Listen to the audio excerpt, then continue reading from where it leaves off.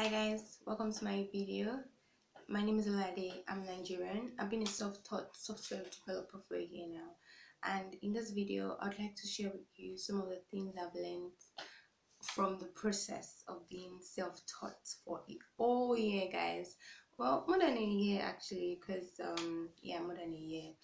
But let's just get right into it. I think the first thing I would say is just start immediately, because for me, when I started considering software development as my career point, I wasted a lot of time deliberating.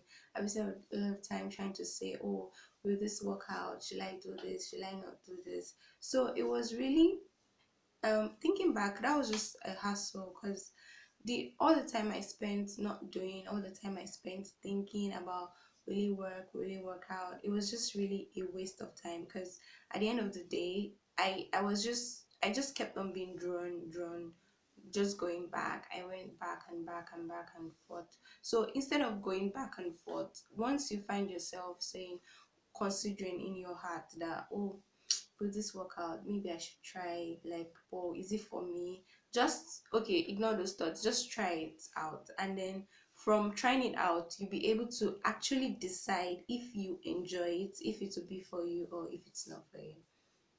Now the next thing I would say I really learned was to focus, because okay, there are a lot of resources out there, there are a lot of suggestions on how to go about being self-taught, or where to start from, where to go to, like what courses to take at first, and there are so many, like there's a plethora of information. So the best thing to do in terms of focus, because if you're not focused, you want to try this, you want to try that, and I actually had a lot of those moments where I would start one technology and then I'll say, oh, okay, no, not this one, let's try this one. And then I was just going, like, wasting time again, because I was trying to decide, will this one be better, will this one not be better.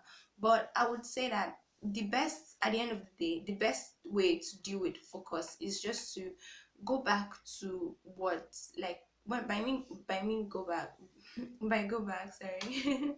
By go back, I mean just start from where you, like, what triggered the attraction. Like, was it someone's lifestyle, was it like because of the courses, was it a particular technology, was it, is it because you used it during a project, or you want to work with a project? Just focus on the part that you're attracted to at first, so from there you'll be able to navigate, like, where to go from there. Because if you don't focus on the point of attraction, you would not find the other ones easier. Because okay, my story, I was okay. I wanted to be a backend engineer. I knew I wanted to do backend, but I got so many informations about backend being a long process. I was like, so I, like, people were telling me that, oh, that why not start from front end and all that. But I realized that while I was doing the front end process, I wasn't satisfied at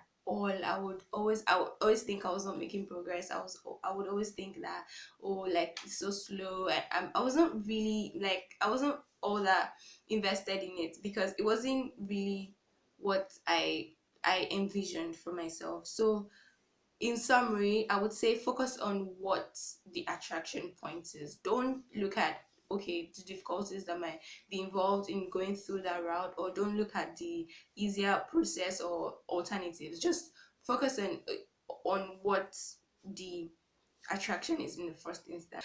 And the next thing I would say I learned during the process was to be project oriented. Okay, there are so many books out there. Books are awesome, tutorials are great and all, like, watching videos about topics are good and technologies are good, but at the end of the day, memory retention, and there's a passive, like, there's, okay, there's active and there's passive learning. So in passive learning, basically, you're just like, okay, you're just absorbing the information, but in active learning, you're actually using the information you've gotten. So in a career path like software development, or being a software engineer, however, whichever direction, the best way to go about learning actually is actually working with the technologies. So I would say let your learning process be project oriented, not theory theoretical or tutorial. Because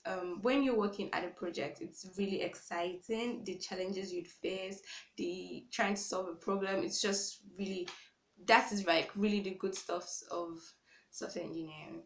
Now, next thing I would say I learned from the process of being self-taught is have daily benchmarks. Benchmarks are like point of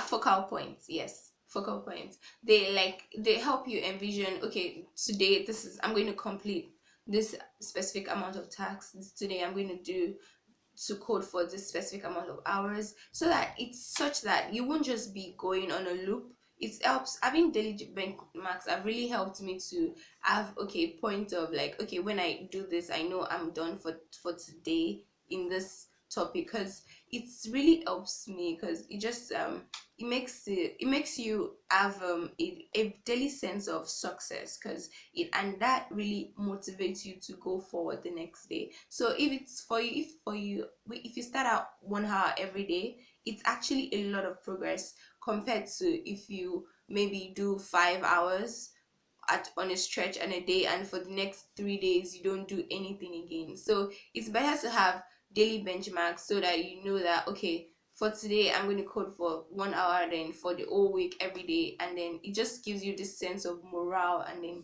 you keep going forward and forward. Another thing that I would say I learned during the process of the past year would be not doing it alone. Okay, so basically this point is, do not do it alone. So for being self-taught means that you're teaching yourself, obviously, but it also means that there's no, there's no structure of where you have colleagues, or where you have many other people that are also going through the process with you, per se, in your circle. So that means that you have a tendency to be doing everything. There's a high chance of you doing everything by yourself. But I would say don't go through that route. Just like have at least 2 or 3 people in your circle that are really either really good at it, are or are also learning like yourself. Okay, actually you should have both. Because okay, the people that are really more talented in this career, or more experienced, they will serve as mentors, and then the people and coaches, yeah, they'll serve as mentors for you. So they will, like, if you have problems, they'll be your go-to. If you need suggestions about something, they will be your go-to. And that has really helped me, because I have this friend that I just always like talk with about these things, and that really helps me through the process, and it just speeds up, some unnecessary voila. So another, and then also you should also have friends that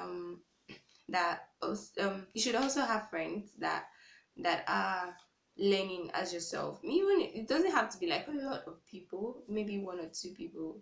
That, and the great thing about being a software engineer is that the there's so many other people like yourself. There's so many.